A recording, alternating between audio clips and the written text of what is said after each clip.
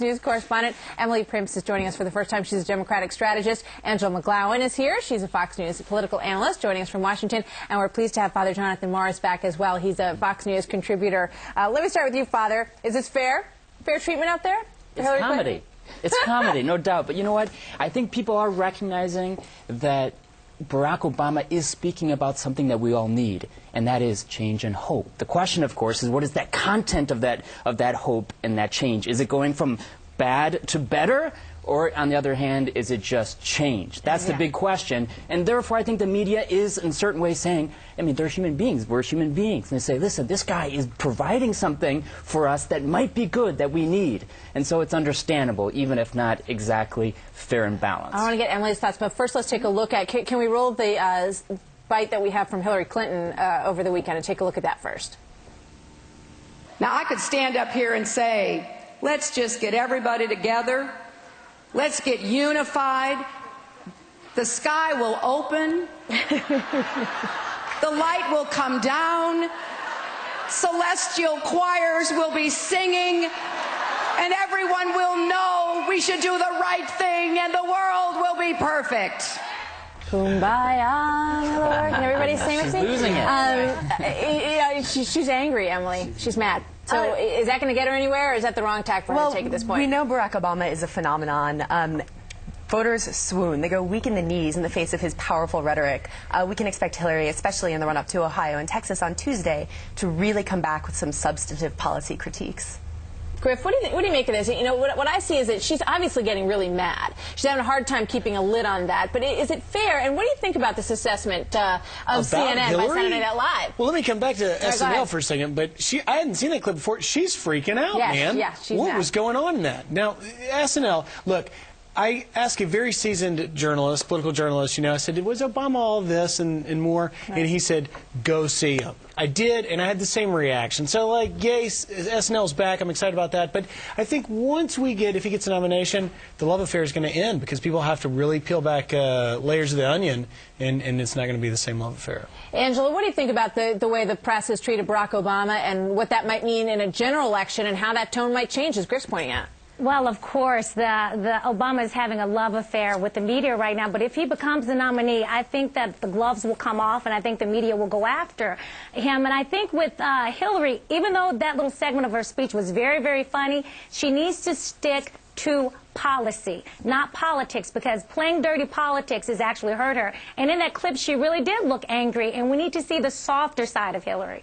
Well, let's take a look at what Bob Novak had to say today, because he had a very strong editorial piece basically saying, who will bell Hillary? And he says, he's basically saying that a lot of Democratic advisors that he's speaking to feel that somebody needs to tell her that the end is near. Now, here's what he said. The prospect impels many Democratic insiders to pray for clear Obama victories on March 4th, and that they hope that that will make it unnecessary for anybody to beg Hillary Clinton to end her failed campaign. Those words from Bob Novak. Emily, you're the Democratic strategist here. Do you agree? I don't. I think that's really unfair treatment of Hillary. Hillary is the vetted politician here. She's the one who's been under media scrutiny for a long time now. And I think that as Obama's campaign really continues, we're going to start seeing some serious issues with him. I'm not saying that Obama's not a viable candidate, certainly, but some serious looking at his background.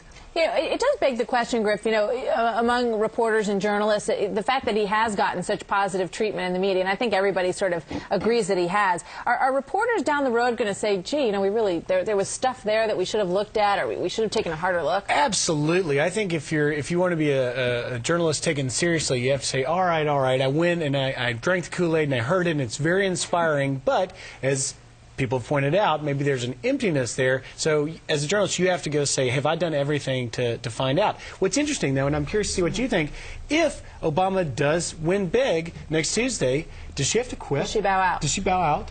And if so, if she loses in Texas and Ohio, does she bow out? That's a really interesting question. There are a lot of delegates on the line, the Edwards campaign, the superdelegates. it's a decision her campaign is going to have to call. All right, and who will tell her is Bob Novak's question. We're going to be right back with this. John McCain and the Republican Party facing a very tough question. How do you run for the first time against a woman or a black man without running into the muddy waters that may take you into things that are seen as sexist or seen as racist? Maybe our panel has the answers that the RNC is looking for in what has been called a secret committee to figure this out. Next. One of the fundamentals.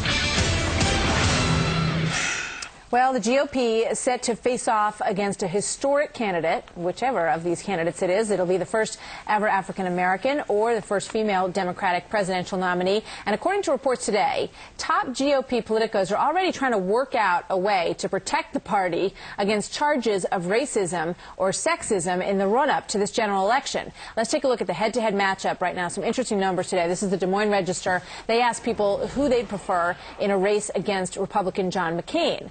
The poll shows Obama leading McCain by double digits, 53-36. This is a tougher race, definitely, for John McCain, according to this poll and others as well that we've seen. But in the same poll, McCain beats Hillary Clinton. He'd much rather run against her with a look at these numbers, 49% to 40 for John McCain in that matchup. Let's just see what our A-list has to say about all of this. First off, Angela McGlowan, let me ask you about this. This report says that basically there's like a secret committee within the RNC, and they're trying to sort of, you know, inoculate everybody and teach them the phrases that they shouldn't say if they don't want to get in trouble out there in this general election.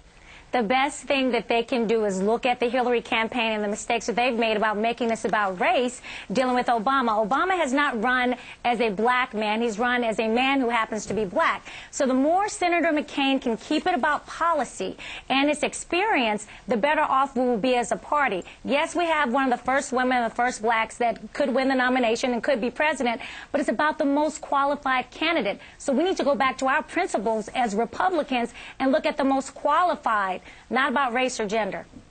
All right, you know, it is interesting because part of that story says that, you know, the Republicans are the party that are often criticized for their insensitivities to minorities in campaigns, and yet what we've seen so far is people getting in trouble for comments. Bill Clinton got in trouble for basically equating Jesse Jackson and Barack Obama in South Carolina, and similar comments that got Bob Kerry in trouble for pointing out that Barack Obama's relatives, some of them were Muslims. So Republicans haven't been doing this stuff. It's been coming from their own party. What do you think about it, Emily? I think the Democrats have some serious trump cards to play in their minority and women candidates this year and should be really playing that up, but at the same time need to be very cautious about, you know, drawing lines in the sands like that. That's a great way of estranging people. You know, one of the things there for the purpose that some people out there who look at it will have a hard time with it. Most Somalis are Muslims, and this has been an issue, you know, going back to this other staffer that was fired that we talked about. What do you think, Emily? I think that the Obama campaign has really made hay of this opportunity. I mean, he could have said, yes, as a gracious, smart politician, I accepted a gift from a foreign leader, and here's the picture of it. But with a couple of tough primaries coming down the pipeline, this is an opportunity for Obama. Father Jonathan, what do you think about this? I mean, it sends a